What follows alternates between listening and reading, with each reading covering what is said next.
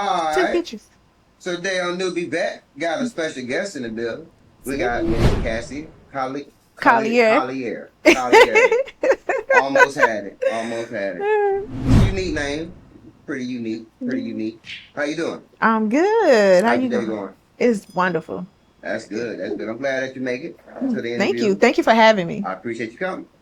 Okay, let's get into it. So originally you from the Bronx. Yes. From the Bronx and moved from the Bronx at age 5. Yes. Right? Okay. So Yes. what was it like growing up down in Augusta?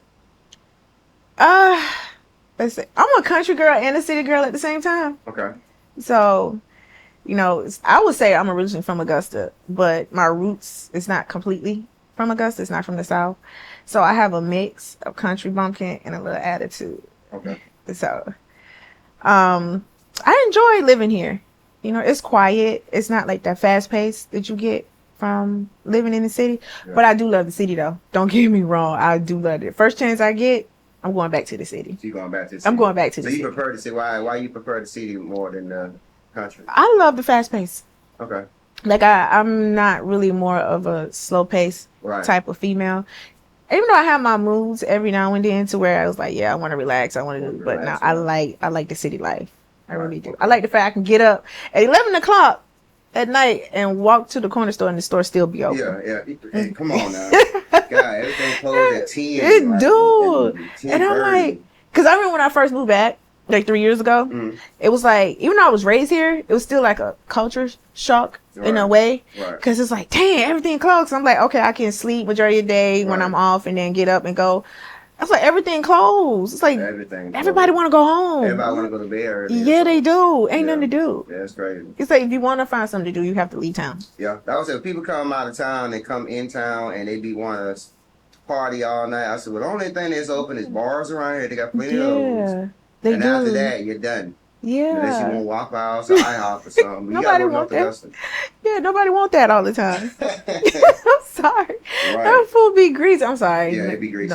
No offense to people that like it. Yeah. Shout out to Waffle House. It's gonna be good at the middle of the night though. Sometimes. Unless you drunk. That's the only time be good. That's some really good junk food. Yeah. Or the cookout. All the cookout. Yeah, exactly. All the cookout. Yeah. So what school you went to? Here? Mm-hmm. I graduated from Josie. Class of 2000. Okay. Shout out to the Eagles. Okay. Murphy Middle. Oh my gosh, Murphy. I went to Wilkinson-Garden Elementary. Oh my God, Wilkinson-Garden Elementary, Murphy Middle, and Josie. And Josie, yeah. Yeah. They shut down Josie. Are they? No. It is Josie. Is it Josie? They trying to shut down Josie. No, they did shut down. They did shut down Josie. Josie. It's a career center now. I didn't even know that. Yeah. So if you go over there now, the building, the Josie building is still there. I know because my godmother, she owns she bought that church. It's a big church that's right next to Josie. Yeah. That used to be there, but she owns that church building now. She can make that into like a big dance studio. So, but they don't. Some people that came and bought Josie already. So that's now a career center. Wow. Yeah. So they're gonna have like the different professors and different stuff coming in. So they're gonna change that whole area. Oh wow! I didn't even know that. I thought they was fighting to keep it open. I didn't know they actually went through. They lost that. And oh my God! Yeah, they lost that. What a way to keep a legacy alive. Yeah. Because I remember it was the top 3 was Josie, Laney, and Glen Hills. Glen Hills. Yeah. Because I ain't gonna never forget. I have some memories from Josie, boy. Yeah. So I mean, I don't understand. I mean, that's one thing about Augusta. They will tear down something that historic for the city. They will tear it down like that. So when somebody come in with the right, talking, with the right bag of money, that building is gone. Yeah. See what they did to the James Brown Arena. Yeah, I see. Yeah. I understand progress, but I feel like we shouldn't get rid of our history. Right. We need our history to have that progress. Right. So I just find that I'm really surprised. Wow. Yeah. Yeah. Wow. Yeah. You can ride by, it's still got the Josie signs and stuff up, but it's a career center now. Yeah. Yeah. So I admit, Sally, I'm not in the mix I've never even been to a reunion. I've never been to a reunion. Every time I say I'm gonna go, I get distracted or something come up. Yeah. And then like, but I'm still in touch with some classmates. Right. But other than that, nah, it's just I'm so far removed. Right. So it's like I'm not really connecting to Augusta like I should be connected to Augusta. Right. I feel like I'm an outsider. And it's kind of weird, but Yeah. I don't feel like I grew up here, even though I did grow up here. Right. And I have family here, and I have deep roots here. I just don't feel it. Right. I mean, you know, I mean, you ain't the only one. A lot of people feel that way. I mean, you got people that born and raised here, and people know them, and they still feel like they're not wanted here. So it's like, I won't say I'm not wanted. I'm just not. Them. Oh, okay, them, okay. Not you. Okay. Because there'll be a lot of them. They feel like, you know, nobody wants them to see, nobody supports them, nobody shows up, nobody this and that. You know, they're the outcasts type people. Yeah. It's like a popularity contest here. Yeah. And it's like I ain't down with having and competing for nobody's popularity. It is what it is. Either you rock with me or you don't. Right. I'm cool either way. Exactly. So you left Augusta when you said 18? Yes. 18. Yes. So you ain't waste no time. No. Actually, I graduated in June and I was gone by July, August. Oh, so you weren't playing. So why was, the quick Zoom? Family issue. Okay. It was a family issue. Okay. And then at that point, because originally I was supposed to go to Voorhees. I had a full ride to Voorhees College. I was supposed to major in accounting. I had all that set up.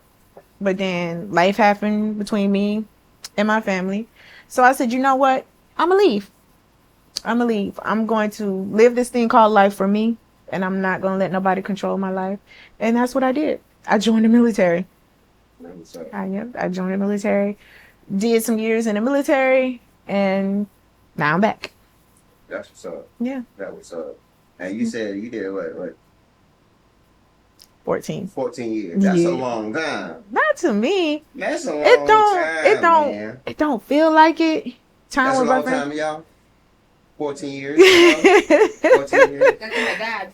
Yeah, 14 years. Their dad did 20. Yeah, they did 20. So, so it don't feel like it. Because I was in so much stuff. I got into so much stuff. Yeah. Don't let this face fool you. I really was getting into some trouble. Yeah.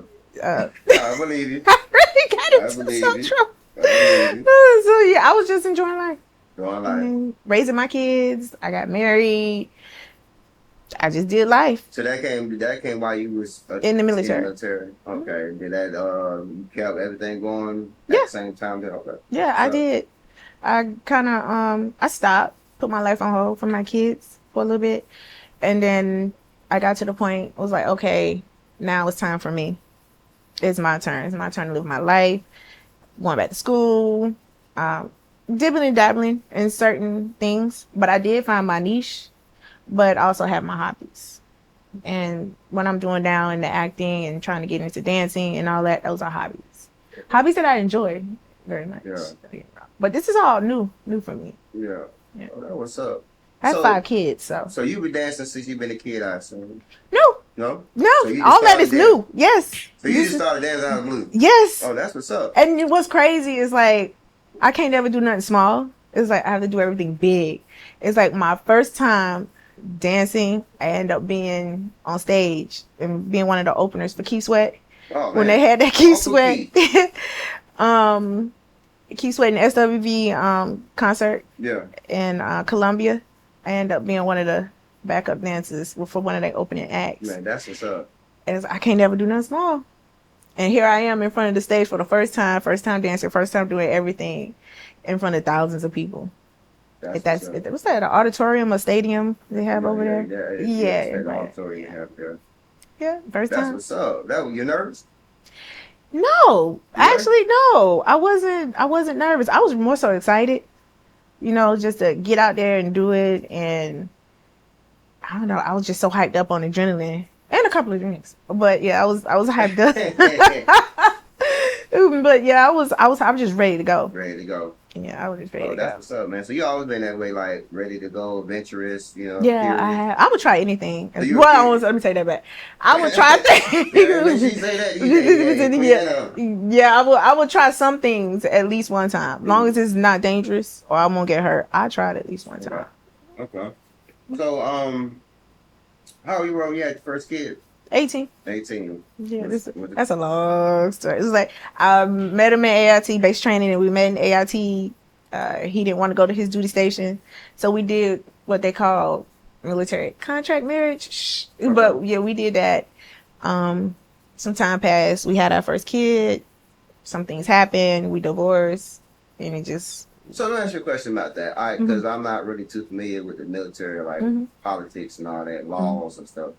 So, okay, when you join the military, they tell y'all not to talk and date each other, right? Or do they? I'm asking you, do they tell y'all? Or they don't tell y'all that at all? So they just hope you don't. So they just tell you don't talk to your subordinates. Okay. So you can't intermingle.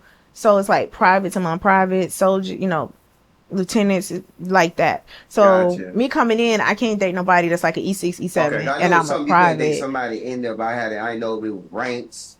So you can date like other soldiers and stuff like that. They don't have an issue with that. As long as they're single. But a lot of times they have to be single. Yeah. But it's a lot of married people in the dating pool. Yeah. If you know what I mean by that. Yeah. So they sneak, they do whatever, and it's like you can have a family in Texas, but then have a family in Germany. Yeah. But a lot of them, what I noticed too, cause my cousin one of them. But a lot of them be, some of them be getting married for other reasons. Checks. Yeah, for other reasons, but don't really be in a relationship with those. That's what I call contract marriage. Yeah. That's what they are. Unspoken rule. Unspoken. That's what I said. So it's basically because they get extra money for having spouses and living out posts and BAH.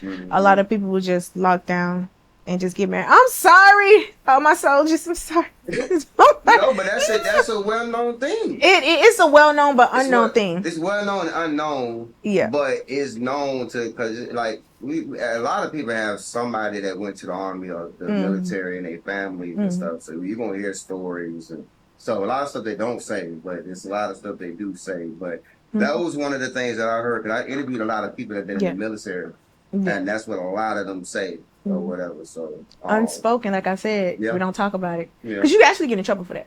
You can't get in trouble for that, right? So it's like a unspoken thing. Yeah, man, that's crazy. But being in the army, you travel the world. You've seen a lot of. So what was some of the the most beautifulest places you done been around?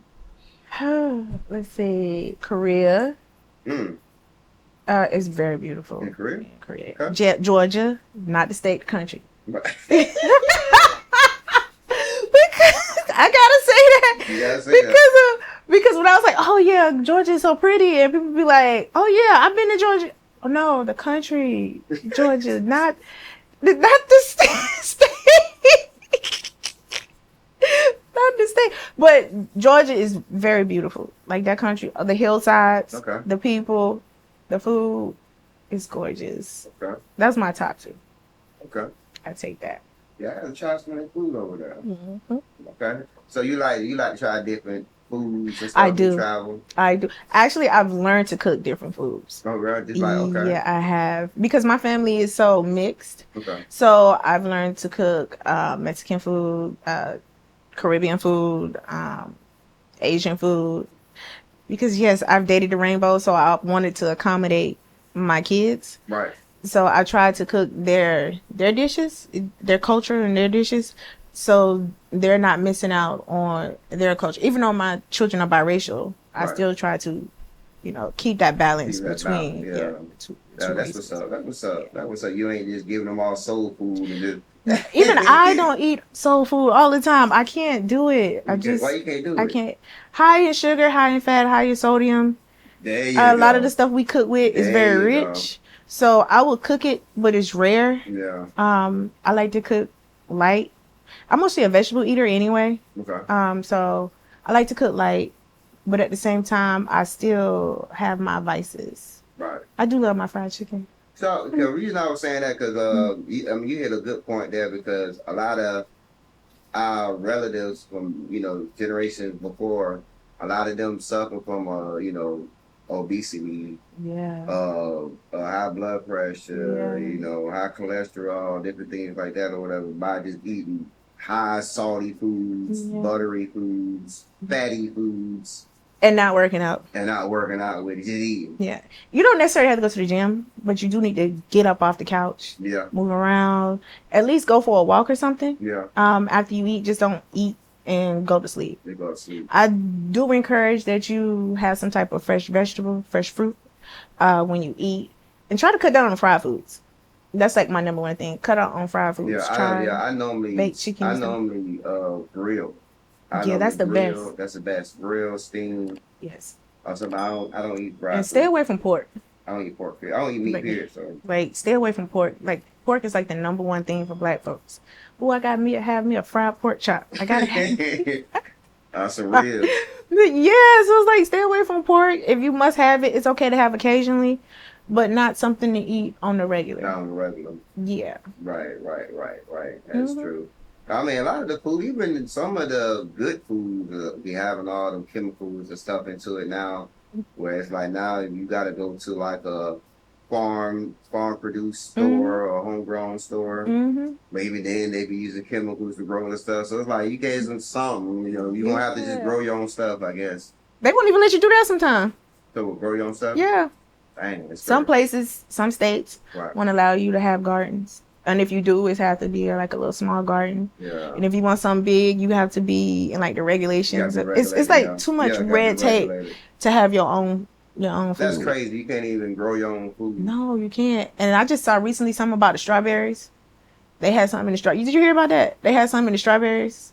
I don't know how true it is. They had so many strawberries? Yeah, like Dole strawberries. One of the strawberries is not healthy to eat. I saw that. It was all over TikTok. Well, I don't eat strawberries, so. And so it was like strawberries like one of my fruits that I don't like are strawberries. Really? Because it's like you go to the store, certain things like those strawberries, one of them fruits where you don't know if they're gonna be sweet or what. They just they always be, I don't know. I like you be biting the one, it be tasting like it still ain't ripe yet, like it ain't time to be picked. Yeah. Yeah, I don't like this type of strawberries. See, I love a good mango. Nah, mango. Mango or watermelon. And especially the yellow watermelon. Yellow watermelon. Oh, yes, I love me some yellow watermelon. I love yellow melon. So that's my fruit. Melon yellow, and mangoes and stuff. I used to like kiwi, but kiwi make your lip itch.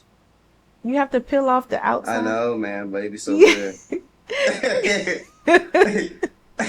You just go in, wash it up. You just go in and bite it. See, I can't do that. Be walking around doing like this all day. The whole time, be rationing. So you eat salads? Yeah, I love me a salad. Okay. A good chicken salad, any type of fruit salad. I love me a good fruit salad. Fruit salad.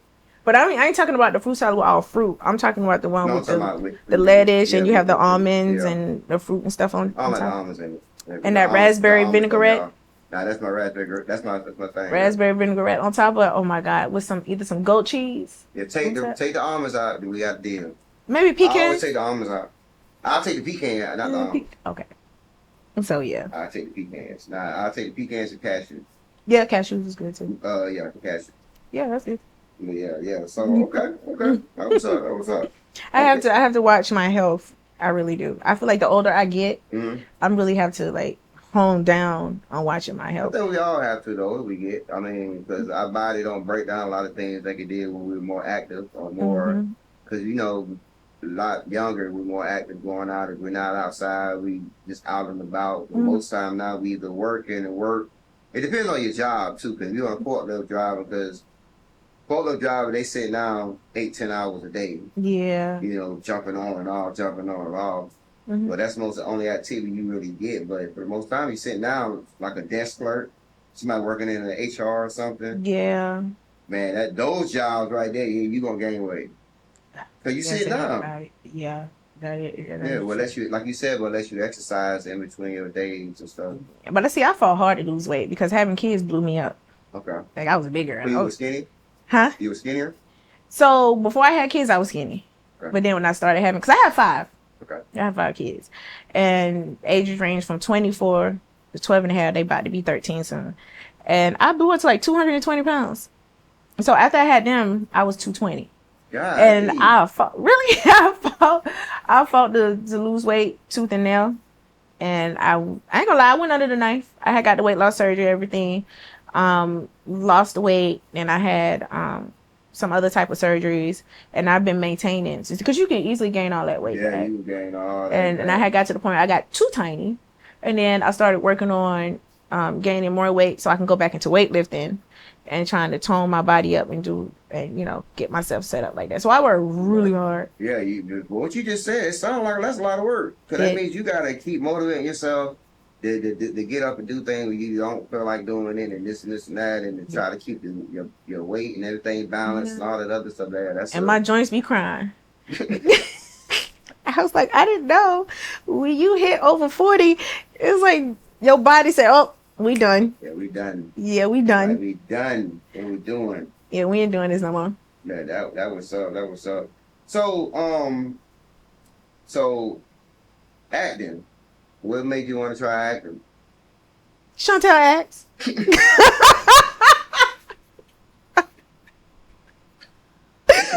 She acts. Well, that's crazy. She's like, why not? Right. Dude, I don't have nothing to do. I have an open schedule. It seems fun. I don't have a lick of acting talent or nothing. Like I've never did nothing with acting. So what you see is what you get. And you surprised me because you actually did pretty good. Really good. Well, thank you. Really good. Like a couple of actors that was on there was talking about it. They've been doing been doing movies for a while. They were like, they thought you've been doing movies for a minute. Like, no, this is the first one. Yeah, well, first time in front of the camera. First time. Yeah, first time in front of the camera. That's dope. So you grew up watching movies, I assume. Yeah, I have. So, like, what generation of movies that you prefer watching? Is it like the new movies, or you like to go back and watch the retro movies? A little mix of both. Okay. I'm more of a rom-com. Okay. Female. Okay. I do like movies with like Nia Long. Okay. That group of actors and actors. That's who I like look up to. Okay, well, give me 5 of them then. Ooh, Nia Long, Morris Chestnut. Sanaa Lathan, Jesus, Jada Pinkett. Okay.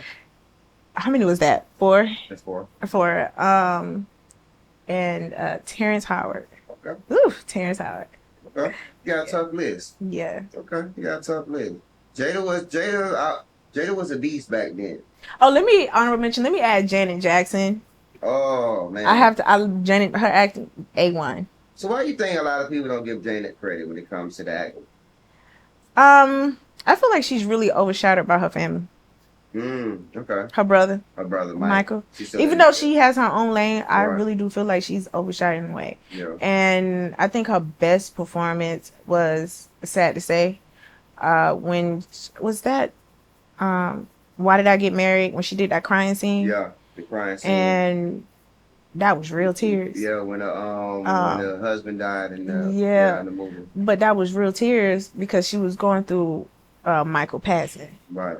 And like you can see the raw emotion come through on the screen. It made me want to sit there and cry with her. Right. And I'm like, oh. And then when I found out, did behind the scenes and all that, and Tyler Perry explained like she had just found out about Michael, and she just let it go on the camera. And that's actually, not gonna lie, that's actually the what I got to do my scene, like in front, just to start crying. I had to, reach deep in and find out raw emotion, like a moment in my life that really hurt me deeply, and I just fed from that. That's why I was like, you gotta give me a moment. Just give me one little teeny. Yeah, everybody out, like, you okay? Yeah, I was good. Yeah. But it's just, sometimes you just gotta go within and reach. Because when you had asked me, you was like, how good are you with the emotion? I said, yeah, I get it. I think I get it. I was that confident in myself that, I can give you what you want. At least I was going to try to give you what you want. You did an awesome job. Like I said, I'm ready for y'all to see it. Like, y'all going to love it. I think y'all going to really like it. I can't wait. That's dope. So, far as when it comes to those movies and film and stuff like that, do you feel like there's a change of the entertainment guard? Meaning, like, do you feel like the entertainment is different from back then than what it is now? It is. Okay. It is very much. I feel like there's no substance to it anymore. And I feel like we're giving the same thing over. They regurgitating the same thing over and over and over again. Like right. stuff that was already. They keep redoing the classics. And it's like, can we get something new? Can we get something different? Right. And especially in, you know, black cinema, I'm so tired of seeing the black female struggle. Oh yeah, they're gonna struggle. I'm tired of seeing the black female struggle. I'm tired of seeing the black female being the side chick. I'm tired of seeing the black female, you know, messing with a married man. I'm just sick of that. Can we get a real, like I said, I love rom-coms. So can we get a real black rom-com? Something that's funny, something that's wholesome, you know, with our culture. Right. And let's see that sometime. Let's see something light. Let's see something positive. Right. Where somebody's not dying. Right. Well, Big Mama ain't going through no stuff. Right. I don't know. I just want to see different for our people. When it comes to the rom-com, the reason that they kind of died out in Hollywood, and Hollywood, because the people. Yeah. The people is like, they want to see drama. Yeah. So it's like drama and sex sells. So it's like they want to see drama and them type of things. And it's like, cause you gotta think even to a point where you got even Tyler Perry, because Tyler Perry was setting the wave, doing his own thing, and was like, yo, I'm gonna make these type of content to a point where now he's making the content that people want to see, which is the drama and all the other mess. And then he actually added more profanity and stuff into the mix and stuff. The film world is a weird one. Especially when it comes to, like you said, trying to come up with ideas and things like that, because especially when you working with different companies and they don't let you have that creative control like you want. You know what I'm saying? And things like that. So there's a lot of politics behind that stuff when it comes to the romance. Cause you don't see a lot of romance comedies no more, right? No. If you do, you see like the white people. It's like the, you know, those type, but those don't always sell. But you don't see like the Love Jones no more, disappearing acts, and you know, you don't see Brown Sugars and two to play that game. You don't see those no more. So you see more of the empire power type. That toxic love. It's like toxic love is what's in. It's like, I don't want toxic love. Even though I'm not gonna lie, I'm a little toxic myself. Sometimes I admit that I could be, you know, I'm a little toxic. I don't want toxic love. Like I want something real. I want something true.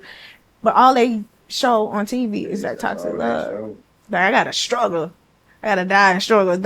I'm tired of dying and struggle. But just imagine like you got like, you know, my daughter, she's older. She's grown now. But she's 21 now. But just imagine, well, she had 13 at the time. Like her favorite celebrity was somebody on Baddies. On who? Baddies. Really? Yeah, and I'm like, first of all, what are you doing watching Baddies? 2, how are you watching Baddies? Because she stayed with her moms and them back home. But you know, she was telling me about this female that's real popular that she like, well at the time I think it was Cardi, or she was on one of them shows. Okay. Love me some Cardi. She was on one of them shows or whatever. Yeah. I think it was Baddies or Love and Hip Hop. One of them. It was Love and Hip Hop. She was on Love and Hip Hop. Yeah. But that was kind of, it threw me off. I'm like, Love and Hip Hop. But you just show you where the times are at now. Yeah. You know what I'm saying? So it's like when they seeing the stripper mentality or the thought mentality, as they call it, the 304 mentality, when they see that as inspiration of, I want to be that. Yeah. So now you got a 14-year-old want to go to school dressed like Lotto, want to dress like Glorilla. Yeah. Like, I would go to my daughter's prom. You would think we had the Source Awards. Really? Yes. These 12th graders. Like, I've never seen that much skin at a prom. Because they treat prom like it's a wedding. That's what I'm saying. And then when you come to the wedding, they treat it like a prom. It's backwards right now. Like, you see all them prom videos they be putting online and how outrageous them they be. It's nothing left to the imagination. Nothing. I feel like I have one girl, and I feel like being a lady has been a lost cause. Like, women aren't teaching little girls to be women? Like, what happened to slips? What's happened to stocking? You know how hard it is to find a slip in a stocking? I know that's an old school thing. People gonna eat me up for that. But we don't teach our young ladies about undergarments. Right. You know, it's like, they okay. They don't teach etiquettes no more. No, they don't. And it's the cross your legs. Cross your legs. When you sit down or when you have on the skirt. You supposed to bend your knees to pick it up. Yeah, or how to address this. One little girl had no business being in the room with a whole bunch of men in the room. Right. Excuse yourself, young lady. It ain't like that you go, it's not. Everybody want to be in the mix. Everybody, yeah. And it is like, but it's crazy because it's like, we were raised to live a certain way, or they wanted us to become a certain way. Yes. To a point where it's like you can use some of those values to your kids these days, but it's like the older your kids get, it's like a lot of those values are going to be lost. Yes. Because every generation values get lost because of technology and times change. So it's like I was raised in the 90s. It don't work today. No, don't. A lot of stuff don't even exist no more, or people just don't go by that type of thing no more. So like you can't even discipline kids. Like my parents would have been on lock under the jail. Oh yeah. You feel me? Yeah. You feel me? But today that's abuse. Yeah. The extension cord, the switch. Go out there and get a switch out the tree. Yeah. They used to tell me to go out there and get the switch and tell me make sure I get a good one. Yeah. Don't bring up back nothing flimsy. Come on. Ooh, Jesus. Then they go out there and get the worst one. Ooh, I remember those days. The worst one. Yeah, I remember those days. One. I'm like, man, you didn't even peel off the thorns things off this thing, man. They get the wagging that little that got a little tree thing on there, little leaf. Yeah, I know those things too, but that's abuse now. Yeah, it is. It was abuse then, but you know, ain't nobody really. Nobody, we know that was just a thing. We knew that we got in trouble, and we respected our parents enough. Well, hey, we'll, you know, it is what it is. Yeah, compared to now, kids know they lost, so now they will get you locked up.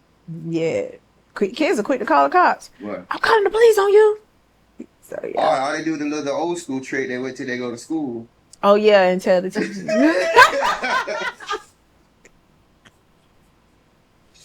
For real. Ain't no what happened in this house stay in the house no more. They don't do that. Which I'm happy. That's one like thing that I'm happy that's like going out. What happened in the house stay in the house, because I feel like a lot of real abuse was swept under the rug. Yeah, that's true. A lot of family business was most definitely. Yeah. Because you got the uncle messing with the cousins and the cousins sleeping with the first cousins. Yeah. I didn't really think, I knew it was a thing, but I didn't really know it was that much a thing until I moved back to Augusta. It's a lot. Yeah. It's a lot. I mean, it happens everywhere, but it happens, it's a lot of it well known in the South. It is. A whole lot. Like somebody either been touched, tried to been touched, some type of thing by a family member or somebody in the family. Yes. Or something like that. It's true. That is true. Yeah. That is true. I don't know, man. And it's like the South is really behind when it comes to the mentality, and like you said, it's real slow. But like we go. I know I went to was it Ohio, Chicago. I went up there on a work trip one time, and we was for the weekend. Just for me going up there for that weekend for work. And coming back just let me know, like, yeah, this different worlds. It is. Different worlds. So, do you still go back and visit New York from time to time? Yeah, I have family up there. I have my auntie and some cousins that live up there.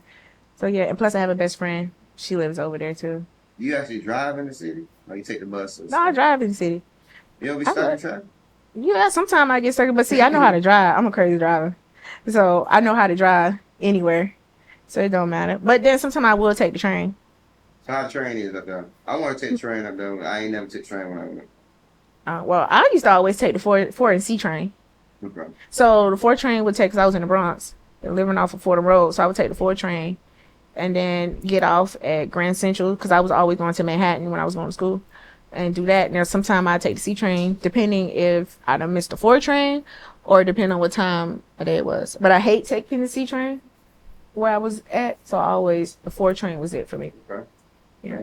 Yeah, we probably going back up there to New York real soon. We'll do some film work up there. I want to. So every time I come, I never take a train. I said I'm gonna check just for the experience and film it. It's fun. I ain't gonna take my big camera. It really is an experience because you will see some wild stuff. Yeah, that's what they said. Yeah, it is. I want to catch some wild stuff. And they dance a lot on there too. It's a whole different type of culture. And like New York has its own thing. And then each borough has its own thing as well. But yeah, I love it. Like, well, I can just imagine how it is now. They never won a championship, so. It's crazy. Have you seen the videos? Yes. It's wild in New York. That's crazy. Shout out to the Knicks. That is wild. Yes. But I'd be a mad owner or driver if I had to go through there. Well, I wouldn't like when they have stuff like that. I wouldn't encourage you to drive. You know. Yeah, depends on where you're going in New York. I wouldn't encourage you to drive. If you plan on going further out, like upstate or something like that, then yeah, I'd say drive. But if you're going into the city, I wouldn't drive. Don't drive at all. Nah, it ain't even worth it. Just hop a train. It's cheaper. Because then you got to pay toll and you got to talk about gas and you got to find parking. It ain't even worth it. Just get on the train. That's another reason I hate. You got to do so much just to visit family up north. Like, damn. They're like, come on, because I said, I know, man, but it's too much. But I love my family up there. Yeah. So you're going to school for clinical psychology? I am. Okay, so tell people that, what clinical psychology, It's just mental health, helping people. Just like you got to take care of the body, you got to take care of the mind. Right. I call it simplified. I just call it a glorified therapist. Got it. I'm a therapist. Yeah. I help fix your mind and get your mind, body, and soul correct. Short answer. Without being all technical and everything. So yeah, that's what it is. I enjoy it though. That's dope. People tend to do that anyway. When you're talking to people about their problems and stuff, right. And people always been drawn to want to tell me about your problems and issues. Right. So I was like, well, why not go ahead and do it and get paid for it? Yeah. And then that way I can actually diagnose you and tell you what's actually wrong with you. Right. And then that way you can really listen. Because we don't have too many black psychologists. Right. Especially black women in this field. Yeah. But everybody on Facebook one. Oh, Lord, don't get me at the Facebook warriors. Everybody's a therapist, a counselor. There is. On Facebook. They know all the answers. And I just be laughing. I really don't get too much involved in that. I like to talk trash on Facebook. It's like, that's like a whole different, that's like fun for me. That's like a whole different world for me. But as far as real life, yeah, I'm something different. I see, right now I'm seeing kids, children with trauma. Oh, man. Sexual trauma, abuse, things like that. Either way, adults are tough, but kids, to me, I think kids are tough to do.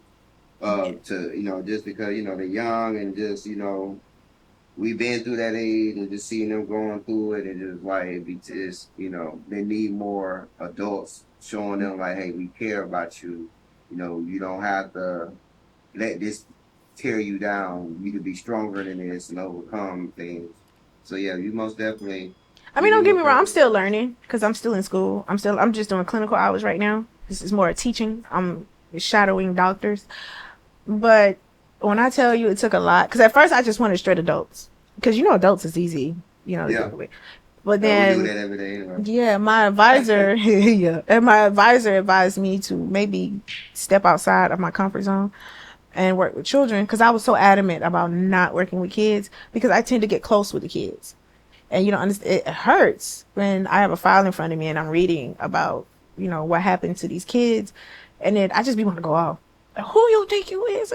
But I can't do that. I had to be neutral. I had to put myself outside of that. Right. And because this child in front of me is coming to me for help. This child wants to talk.